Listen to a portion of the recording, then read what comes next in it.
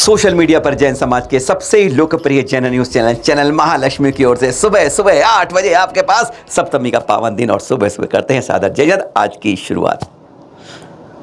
सबसे बड़े तीर्थ पर ध्यान जा रहा है आज श्री सम्मेश शिखर जी। आजकल तपरा है गर्मी के अंदर, यात्री कम हो जाते हैं, पर याद बार बार अभी तक मन में वह जो चोट लगी थी ना, आज भी याद आती हैं, बहुत तेज आती हैं। एक बार आपको सुना देते हैं कैसे कैसे हमारे बारे में, संतों के बारे में बोला गया। सिर्फ एक झलक सुनाएंगे, ऐसे 4 हैं, आपको एक बार सुन लीजिए। ये लंका खुरने वाला नुकुड़ को तो लाजा बिना तको कोई शर्म है? अरे लंका घुरो तो लंका बैठे रहो एक जगह, और कपड़ा नहीं है तो एक बिट्टा कपड़ा हम खरीद के दे देते हैं, कभी इज्जत तो बचाओ। और आज मैं बता दे रहा हूं ये जैन मुनियों को, कान खोल के सुन लो, अगर नंगे घूमोगे आदिवासी गांव में सीधे सीधे मजाक है। अब हम आदिवासी अनपार्लियामेंट्री गाली नहीं देते गांव में, माँ बहन को के साथ मिला के गाली नहीं देते, ये आदिवासी का पहचान है।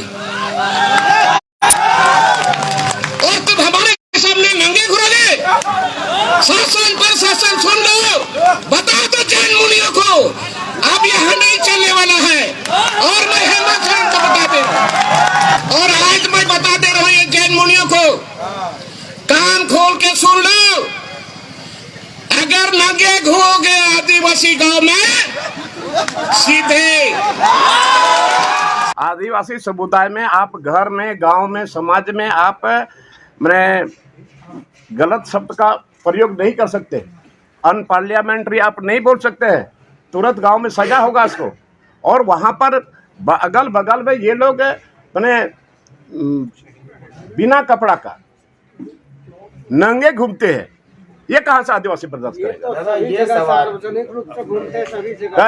सार्वजनिक सभी जगह घूमे तो आप घूमते रहिएगा। आपके यहाँ नंगे चले जाएगा तो आप बर्दाश्त कर लोगे?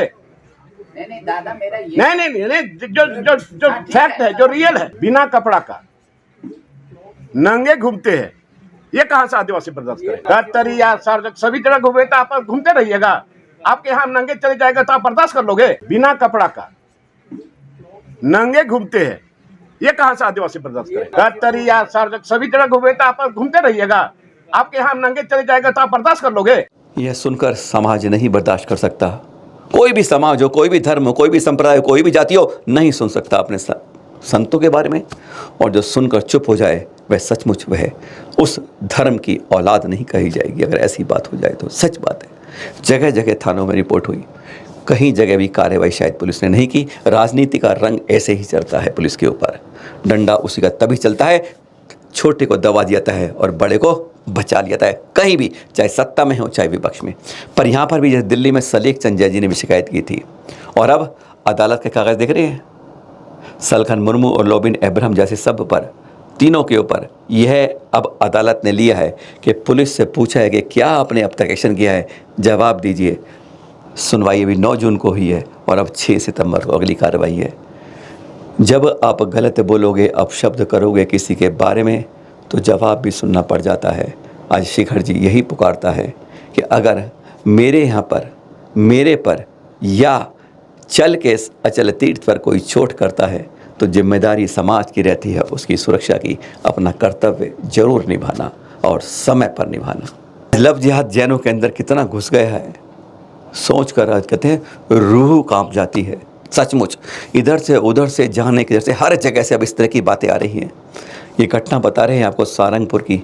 बेंगलोर में एक परिवार रहता है, जैन परिवार, जिनके पिताजी की दुकान है, फ़ोटो कैमरों की दुकान है, बहुत बड़ी दुकान है।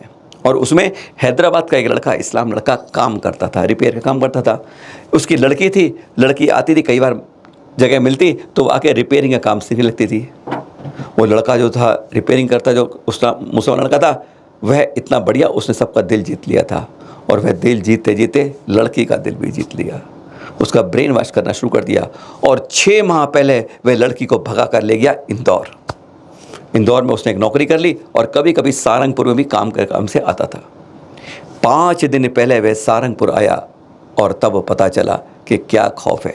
बुर्का पहन के घूम रहा था वह कि तभी मालूम चल गया कि इस बुर्के के अंदर वही लड़का है जिसने जैन बेटी को गायब किया है, उठा कर ले गया है, जिसका ब्रेन वॉश किया है। 9 बजे के लगभग घटना है। 5 जून को वह पकड़ा गया। 11 फिर फ़ोन किया गया, बेंगलोर से पुलिस आई, साथ में उसका भाई आया, बताया और फिर उनको वापस लेके गई। पुलिस में पकड़ा गया लड़का। आज लव जिहाद के नाम पे किस तरह से हमारी बेटियों को, बहनों को, भाइयों को छीना जा रहा है, ये एक बहुत खौफनाक दृश्य बन गया है। जैसे कोई ना कोई बहुत बड़ा जालसाज षड्यंत्र बन रहा है, जिसके पैदे जो हैं हमारे हर जगह जगह दिखाए जा रहे हैं। पैदे जो हैं इनको पकड़ना होगा एक बड़े ऊपर से। उस मछली जो बड़ी मछली है उसको जब तक नहीं पकड़ा जाएगा, इस तरह से ये हर जगह काम होता रहेगा। मुंबई हो जाए, मध्य प्रदेश हो जाए, बेंगलोर हो जाए, बड़े बड़े शहरों में इस तरह से रोजाना इस तरह के हथकंडे साफ आ रहे हैं। अब यह एक लड़का पकड़ा गया है, भोपाल हो गया, गाजियाबाद हो गया, कहाँ से रोजाना ऐसी खबरें आज हमारे सामने सुनने को मिल जाती हैं। शोक सभा का ये देख रहे हैं, अभी शोक सभा होनी है आगे। क्या है पता ये? भीलवाड़ा की है। यहाँ पर 18 साल की बेटी घर से भाग गई एक मुसलमान के साथ, और जब थाने में बुला के पूछा तो उसने पता क्या कहा? मैं नहीं जानती माँ बाप को, जिन्होंने 18 साल बेटे की सेवा की है, अपने हाथों पे जिसको खिलाया पिलाया, खुद रूखे रहे, उससे यह जवाब सुना तो कहते हैं अंदर जो बिजली का करंट नहीं लगता उससे ज़्यादा उनके शरीर में दौड़ गया। पिता ने ना इधर देखा ना उधर, और उन्होंने ये निकाल दी शोक सभा कि 1 जून को मेरी बेटी की मृत्यु हो गई है और अब आगे उसकी शोक सभा में उसकी यह क्रिया की जाएगी। कहते जिसको मेरी खबर ही नहीं है, जिसने कह दिया पता नहीं है, उसका सिर्फ इलाज यही है। एक तरीका यह भी निकाला है एक माँ बाप ने, पर क्या इस तरीके से हम उस बात को रोक पाएंगे, यह समझ के बाहर होता है। इस कड़ी में ही आपको एक और दिखा रहे हैं, यह है सुल्तानपुर दिल्ली का दृश्य। शुरुआत कैसे होती है आज वह दिखा रहे हैं। जैसे बेटी ही पागल होती है मुसलमान लड़के के ऊपर, जहाँ जहाँ सुंदर लड़के पकड़े उनको इसी काम के लिए जैसे कराया जाता है आगे कि पकड़ो लड़कियाँ फंसाओ, चाहे हिंदू की हो, जैन की हो, ब्राह्मण की हो, किसी देख रहे हैं अभी बेटी को, उससे यहाँ पर कैमरे में पकड़ी गई।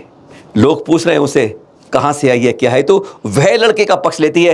एक बार ये आप सुन लीजिए कि क्या हो रहा है। दृश्य आप साफ देख रहे हैं, एक बार वह आवाज़ भी सुन लीजिए क्या कह रहे हैं उसे। लेकिन वह बेटी है जो आज मान नहीं रही है, आज वह मान नहीं रही है, और कल उसका क्या हश्र होगा यह कोई बता नहीं सकता। सुनते रहिए आप ये क्या हो रहा है। तो तुम क्या हो, क्या नाम है? घर जा।